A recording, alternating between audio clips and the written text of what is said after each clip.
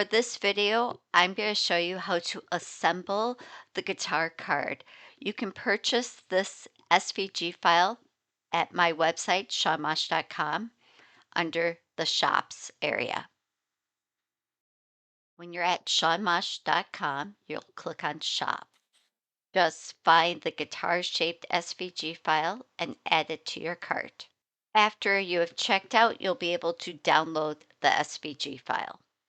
Once downloaded, go to your downloads folder on your computer and you will see a zipped folder called Guitar Shape. Next, you're going to have to unzip this file. How to unzip it and get inside of it is different for every device that you use. So do a quick Google search on how to unzip a zipped folder from whatever device you're working on. For mine, I can right click and say extract all. And after I extract it, you can see there's a folder I can open up. Inside here is the SVG file. The file type is always going to be an HTML document. It will most likely have an icon that looks like one of your internet browsers like Microsoft. Once we are in Design Space, we just click Upload, Upload Image, Browse, and now we go back to our Downloads folder so we can find the folder with the SVG file. Double click on that. You can see it defaults straight to cut image. That's because that's what an SVG file is. It's a cut image. Now we can click upload, select the image, and add it to our canvas. Now, if you'd like to change or adjust any of the colors, you can do that. When you click Make It, you'll see that the Cricut sorts everything out so that each color and each layer is on a different cutting mat. For this piece that I'll be cutting of the wood grain, I do like to kind of shift it so it's not right in the corner of the cutting mat. This helps because sometimes I like to use some painter's tape up here along the top to help hold things in place a little bit better, and I'm not cutting through the painter's tape. You will also notice that on one of the cards I did, I actually cut all of the brown pieces you see here out of the wood, and then I actually sprayed them with a varnish. In order to move them, you can just go Move Object and then move them so they're all on the same cutting mat. So I just start by clicking the dot, dot, dot, and then you can choose Move Object, and you can move it to any mat that you want. This is a great way if you decide after you hit Make It that you want to combine mats, maybe to save space, you can still do that. So this piece for my original card, I am going to keep the wood tone. These three pieces I actually sprayed with the spray-on varnish. For the second card that I did cut them out of a brown cardstock. Now we can click Continue and start cutting. In order to cut the wood grain cardstock, I'm actually using the natural wood veneer cutting setting.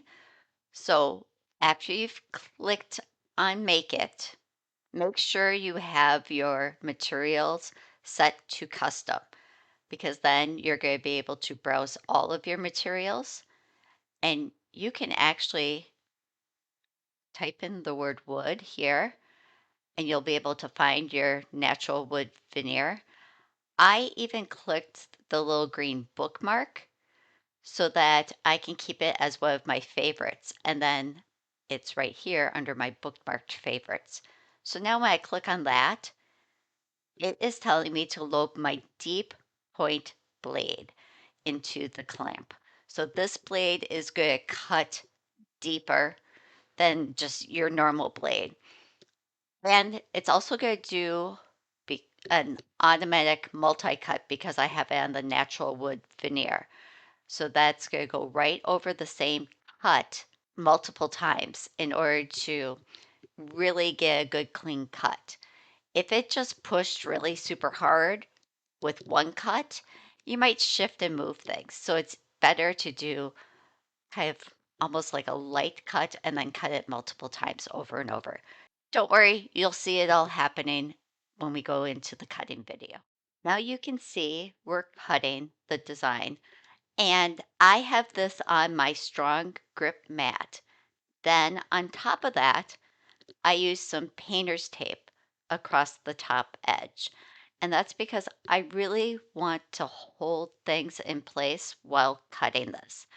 I don't want any shifting or movement because with the double cuts happening, if it shifted or moved at all on this mat, those cuts aren't going to line up on top of each other. And I want to have nice, crisp cuts. So I actually made two of these guitar cards, and you might notice in some of the pictures, parts of it are wood grain and parts of it are cardstock. So I wanted to explain that here. I did the first one basically just to make sure that it would work and that I could get this wood veneer, wood grain cardstock to cut. Once I was like, hey, it worked, I did a second one. So with the first card I did, I cut everything out of the wood grain, and then I used a spray stain to stain some of the pieces darker. So then I got a two-toned wood grain look on the card. For the second card, I only did the large guitar shape out of the wood grain, and then I used just some brown cardstock for the little accent pieces. I did this to kind of show variation and that you don't have to use the wood for everything, but at least use it for the main part of the guitar.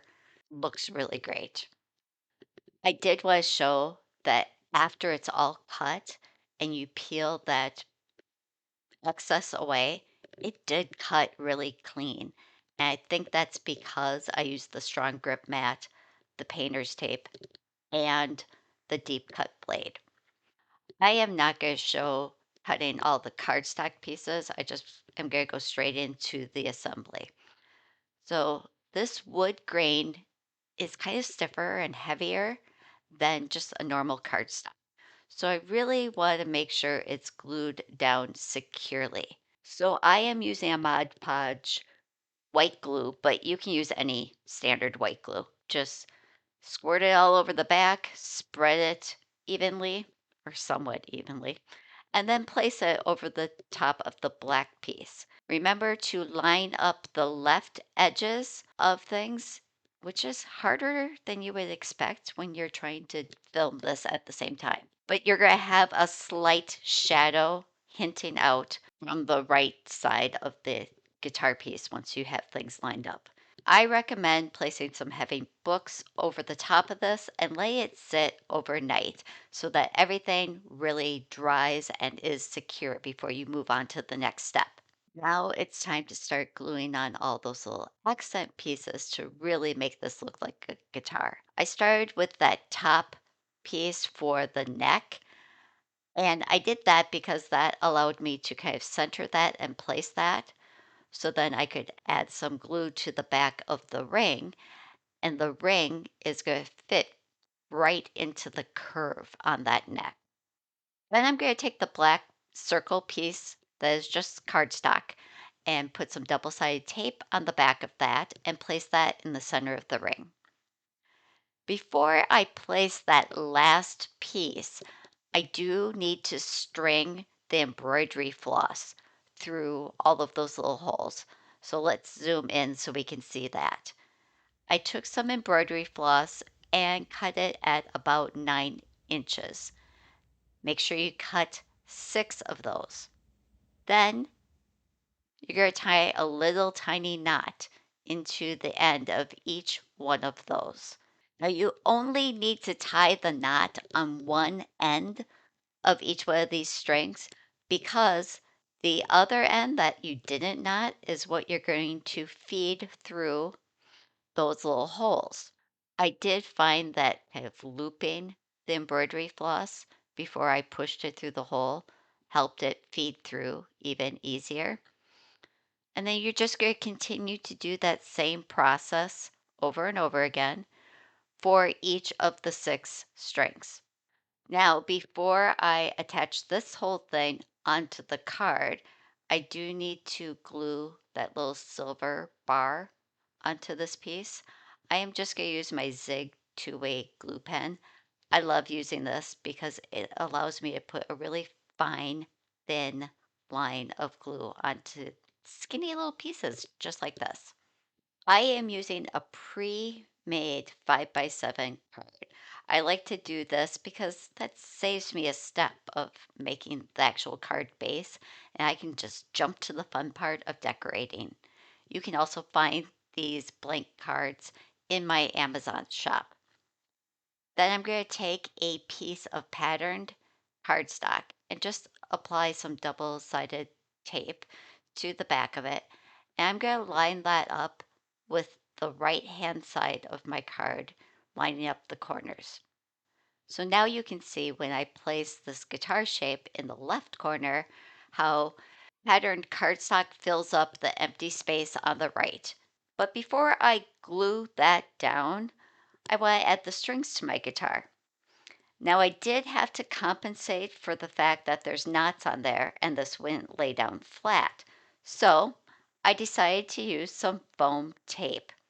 I just placed strips of foam tape all around the knots, and you can see that it's almost the same level as the knots. So that built it up.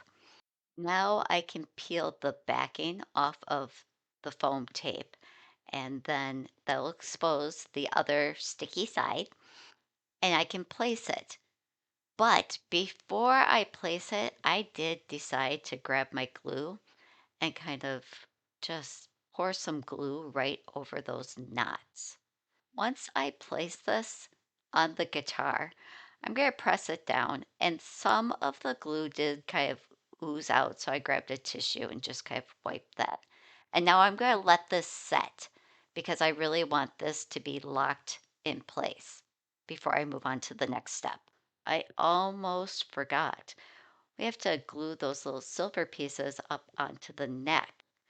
So what I like to do is using my Zig two-way glue pen again, apply just a thin amount of glue to the strip. And you're going to notice I place the two outer ones first. This allows me to then more evenly space the middle one between the two of them. To string our guitar, I am going to do them one string at a time. To secure these strings, I'm just using a standard tape that you probably have, say, around the house.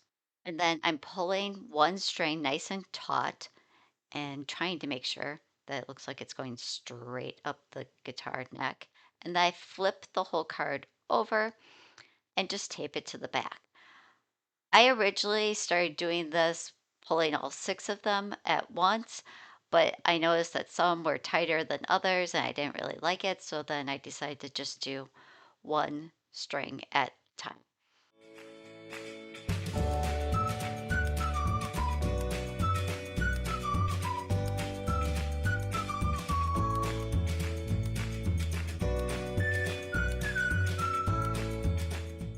Once I had them all secured to the back, I did trim off the excess. And then you can slide them around if they look like they're not perfectly straight. Now we just have to add some double-sided tape to the back of this piece. I'm going to be extra safe and squirt some glue through the center. And then we're going to glue this entire piece to the card base, making sure to line things up to the left-hand side corner. And now you have a gorgeous guitar card with wood grain. This one that has the denim accent is the one where I sprayed the veneer so that I got a two-tone look. This one is the one where I used cardstock for those little accent pieces.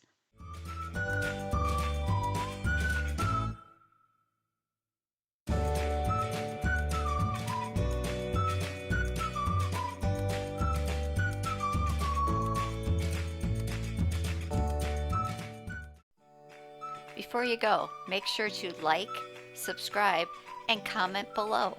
I love to hear from you.